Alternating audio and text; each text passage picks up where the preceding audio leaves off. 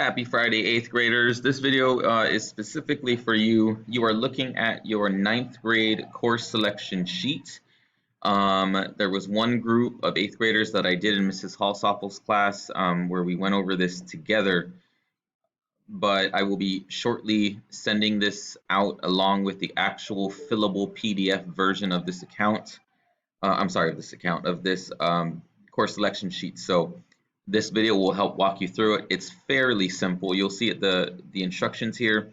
It says to select 7 credits of coursework. You will be taking 7 credits next year, 7 total classes and seminars. So for a total of 8 periods, but 7 actual credits that you'll be earning.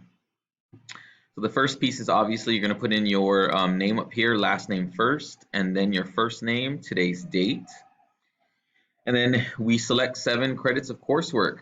For language arts, you have the option of regular language arts 9 or honors language arts. Select one of these by simply checking on the box like that. So I would do honors because that's not my thing. Under science, all freshmen do biology, so we'll click biology. You don't have an option there. Math, 8th graders, if you're currently in regular math 8, your choice is algebra 1 for 9th grade. If you are in algebra 1 now and you anticipate passing, your choice is geometry for 9th grade. And for the few of you who are already in geometry this year, next year as a freshman, you will take algebra 2. So make the appropriate choice.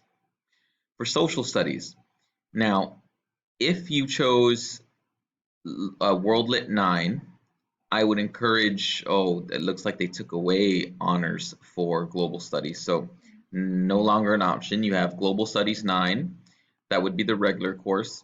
You do have the option to take AP World History. AP stands for Advanced Placement.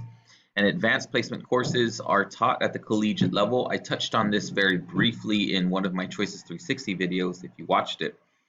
But AP courses are taught at the collegiate level, that's the college level. So as a freshman, I highly and strongly encourage you to think long and hard, talk about this with your parents. You and I can speak with this in depth more if you're interested.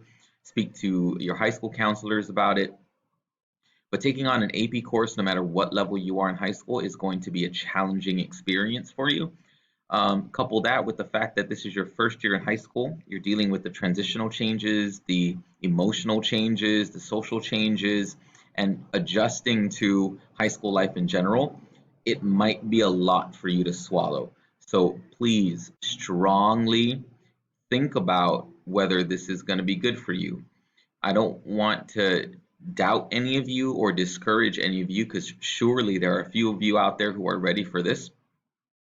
But the truth of the matter is, statistically, 6 out of 10 freshmen end up dropping AP courses by the second semester of their freshman year because it's simply too much. So think about it. So obviously you're going to make your choice. These 2 up here count for an actual social studies credit. Down here, it's labeled social studies elective. This will not count towards your 3 credits required for graduation. So choose one of these 2 up here. You also have the option to take an elective here. It just means that you'll still need to take one of these your sophomore, junior, or senior year. I probably should have led with that as well. You'll see in parentheses how many credits are required for graduation per subject area. 4 for language arts, 3 for science, 4 credits for math, etc. That means 1 credit per year, okay? So I'm going to select Global Studies 9 because I'm an incoming freshman. So I've got 1, 2, and geometry. 1, 2, 3, 4 so far. I need 3 more and then I'm done. Now, your career technical education courses, I would encourage you not to choose one of these just yet because if we're back in session before the school year lets out, you will be taking another field trip to Guam High where you can learn more about the CTE options available to you. So rather than choosing one prematurely and then having to change your mind, right, when you go to Guam High later or next school year, maybe just leave this blank for now. You can always adjust it with your counselors. So I've got 4 up here chosen. Under fine arts, I need 1 fine art required for graduation. Now take a look at these course numbers. You'll see that this particular one ends with an S.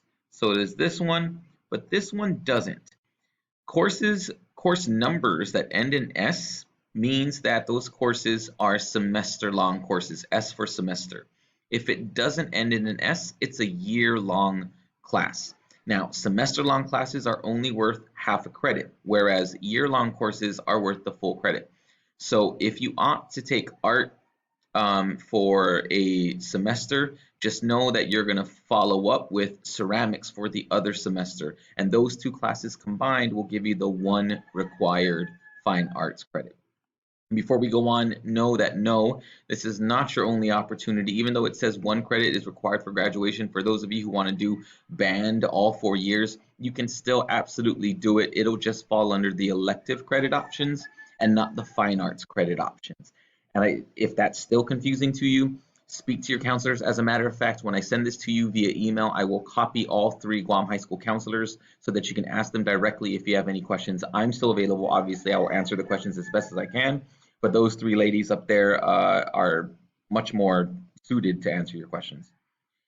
All right, so I've got 5 so far. Foreign language, 8th graders, if you are currently in Spanish 1 for high school credit, that's Dr. Morris's first or fourth period, then you need to follow up with Spanish 2 your 9th grade year.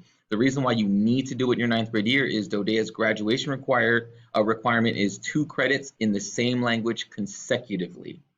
That consecutive meaning back to back. So if you take part 1 this year, you must take part 2 of Spanish next year. Those of you who aren't in any foreign language classes right now, you have the option of choosing between Spanish, Japanese, and Chinese at Guam High. And really, you don't even have to take your foreign language your freshman year just yet. That's Mrs. Camacho in the back. Hi, Mrs. Camacho in the back. Sorry, guys. So, but I would encourage you starting off your foreign languages as early as possible because DODEA, under normal circumstances, when we're in school and we're able to travel, DODEA offers wonderful travel opportunities and travel experiences in the foreign language realm in the form of Lingua Fest. And what that is basically is if you do well enough, you've studied long enough a particular foreign language, and your teacher thinks that you are ready, you can potentially travel to compete in that particular foreign language. But obviously, only if you've developed the skills. So the earlier you start your high school career in a foreign language, the better off you are. So I would do, I don't know, Chinese is awesome, right? We'll do Chinese 1, my 9th grade year. So I've got 1, 2, 3, 4, 5, 6, and I need one more. I'm going to scroll down. Oh, sorry, and PE is already pre-selected for you because all freshmen will take PE. So this already gives me my 7th and final credit. I am now all done.